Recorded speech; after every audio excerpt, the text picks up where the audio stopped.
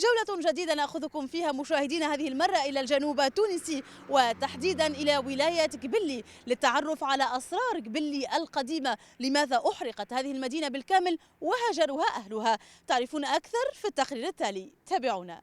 قبلي القديمة هي مدينة تقع في الجنوب التونسي على ضفاف شط جريد. تأسست أواسط القرن الثامن عشر على يد عبد الله بن يزيد المحمودي، والذي قدم من ليبيا إلى نفزاوة لجمع الضرائب عندما كانت تتبع الإيالة الطرابلسية. وقد سميت قبلي القديمة لتميزها عن قبلي الجديدة، والتي بناها المستعمر الفرنسي في موقع سوق البياز الذي كان فيما مضى ينتصب فيه التجار للبيع والشراء.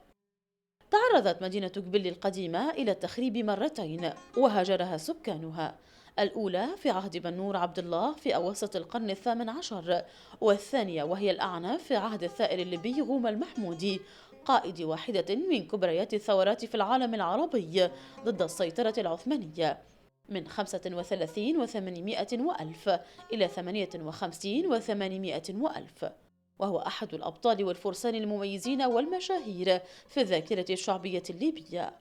ثم انتقل إلى الجنوب التونسي وتحديدا إلى ولاية قبلي، وله فيها قبيلة تعرف بقبيلة المحاميد. وإذا ما تعمقنا في فن العمارة بقبلي القديمة وجدناها مثالا لعمارة سكنية تقليدية متجددة وموروث معماري حي، هي نتاج ملموس لتفاعل الإنسان مع محيطه، والمجسمات المتمثلة في مخلفات المباني لعلها دروس في البناء وفي طرائق الإنجاز تدفعنا إلى التفكير في ماهيتها. فبناءات قبلي بقدر ما هي بسيطة في طابعها المعماري، إلى أنها ليست خطابا منغلقا على الهندسة والكتل والخامات، ما يحكمها تجاوز المعروف المتداول من أساسيات البناء وقواعد التأسيس، ليكون المحيط من حولها هو المؤسس وهو الحكم، يعوله في ذلك منطق التبادل الدائم مع الطبيعة.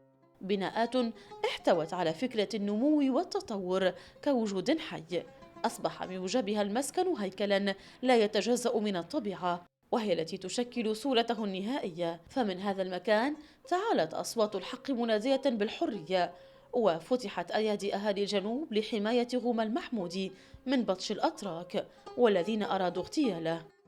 أياد لم تخفها النيران التي أشعلها الباي في المدينة وأهاليها، فاختاروا أن يخسروا مدينتهم ودوابهم، ولكنهم لم يتنازلوا عن جودهم وكرم ضيافتهم وحمايتهم لمن لجأ إليهم. من المضحكات المبكيات في تاريخ مدينة قبلي القديمة أن من بنى هذه المدينة ينحدر من ليبيا، وتحديدا من قبيلة المحاميد، ومن كان سببا بعد مئات السنين في هجر أهلها لها وحرقها بالكامل ينحدر أيضا من نفس القبيلة.